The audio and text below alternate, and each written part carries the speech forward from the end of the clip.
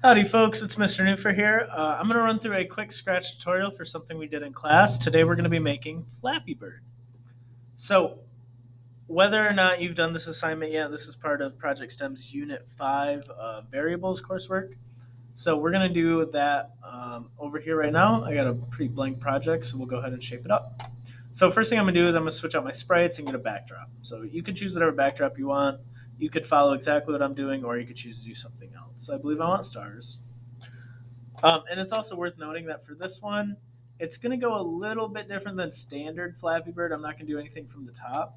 But using what we're going to do here today, you could do the exact same thing with a different building if you wanted, or you could make pipes as a sprite that does the same thing if you wanted it to look like the traditional Flappy Bird. So I'm going to use buildings, cloud. Make sure you choose clouds because it has multiple costumes, and move that one up there. And then we're going to use flying cat or cat flying. Yep, this one. You could use a normal scratch cat or other sprites. This one's nice because it's horizontal, so it's a little bit easier to get it between buildings. And I'm actually going to set it size to 80 to make your game a little easier too. So first and foremost, we're going to make scrolling. We're going to make a scrolling backdrop. So these are going to move across, and the clouds will move a little slower, so it looks like it's all kind of moving. And then it'll look like our cat's flying, but it's really just staying in the same spot. So we're going to use this to create an illusion. So I'm going to do all the code really fast. If you get lost on anything, just pause it, double check what we're doing, make sure you know what's up, or come see me if you have questions. First, I'm going to give it a name. Flappy Cat 2. 2 because I've already done this with some classes. We're going to say when the green flag is pressed, zoom in for you, forever. And now we got to tell it where to start from, and we want it to switch random costumes. So we're going to start at negative 300. Sorry. Positive 300 because we want it to start on the far right side of our stage. That's about as far as you can go, so that's literally taking it. And then negative 50 is going to lower some of these really tall buildings, so our game's a little easier to play. And now, we want to switch between random costumes. If I look at buildings, you can see we have 10 costumes here, and I want it to be a random one every time. This is really going to give it that effect that it looks like it's kind of switching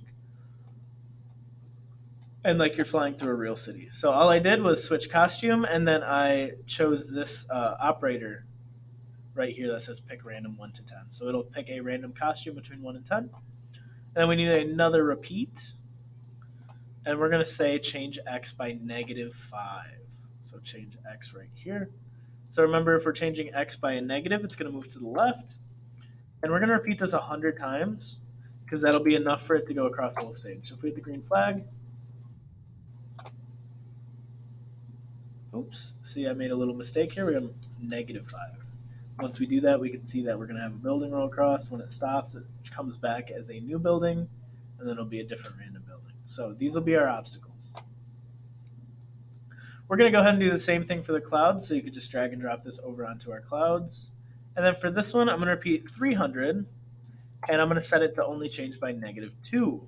So that way it's going to create this effect that looks like the clouds are moving at a different pace, and they're all coming in really low, so I'm going to set this to 140. So now our y is 140, so the next cloud will come in a little higher, and so we can avoid all these buildings here. Some will be taller than others. If your buildings are too low and your game's too easy, you can set this to like negative 20.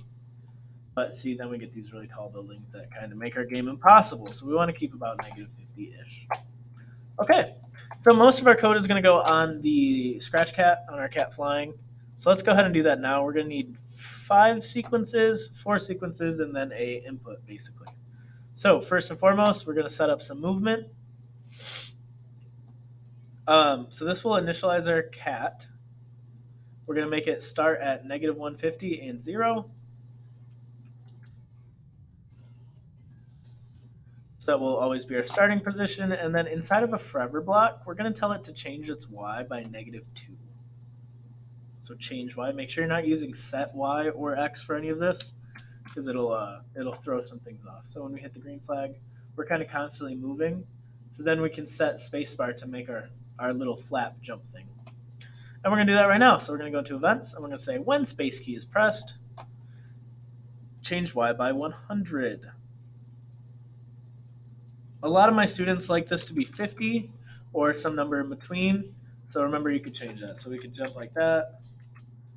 And notice we go a little too high sometimes for how slow we're sinking. So we might want it to be a little better, because if we just did this, we could cheese it. Instead, I'll set this to 50. Now if we try it, our flaps are a lot smaller, so it'll make our game a little bit better. But that's up to preference. So you can have that Y right here be whatever you want it to be. Next sequence, let me zoom out a little bit so you can see more of my screen. We're going to say this is going to be a damage indicator for when we hit a building. We're going to say when the green flag is clicked for forever. If we are touching a building, so we need an if then block. Scroll down a little bit. If we are touching a building, that's going to be in sensing. Touching, and then we choose buildings. Then we want to repeat 7, because we're going to go through the color effects, and there's only 7 of those. Then we want to change our color effect by 50. This is not a completely necessary sequence, but it's kind of neat. We'll also set this to wait for just a second. 0.1. So now, when we hit a building, see Scratch Cat changes all of its colors, and we could set up damage. So next, we're going to go to variables, and we're going to make a variable called lives. This is how we can know how long our game lasts.